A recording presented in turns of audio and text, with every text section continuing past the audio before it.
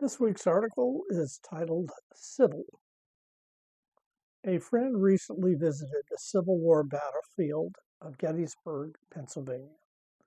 For 3 days, two great armies and their 160,000 soldiers clashed and lost a total of over 51,000 men, Americans all. Both the question of slavery and the use of slaves were global phenomena. They still are.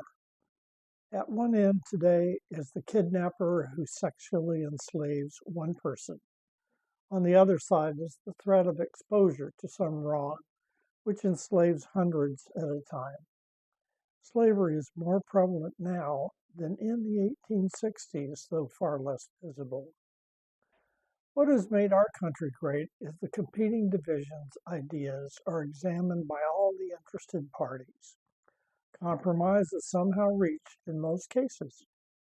The great divides have always been monumental and clearly defined.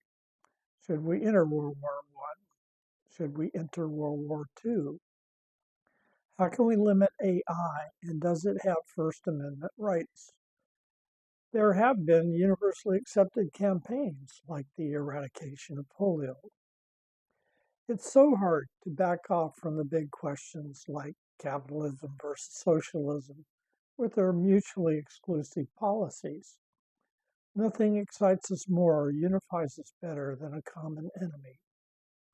I believe the most common enemy with which we now deal is the camp of evil and all it promotes.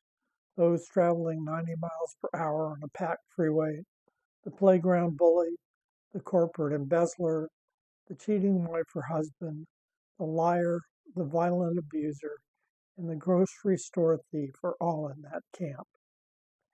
In their schools, as children, these men and women for decades were taught there is no absolute good or evil. Each of you decide what is right and what is wrong. As well, many of these same former children were not loved in an intact family where rules communicated the truth. What can we do? We can bring love and understanding to those same lost people, but it must be delivered one person at a time. Our purpose is more important than our comfort, our convenience, and our assets. Governments are not responsible for that campaign. We are. In the Bible from Romans 12, hate what is evil, cling to what is good. Bless those who persecute you. Be willing to associate with people of low position.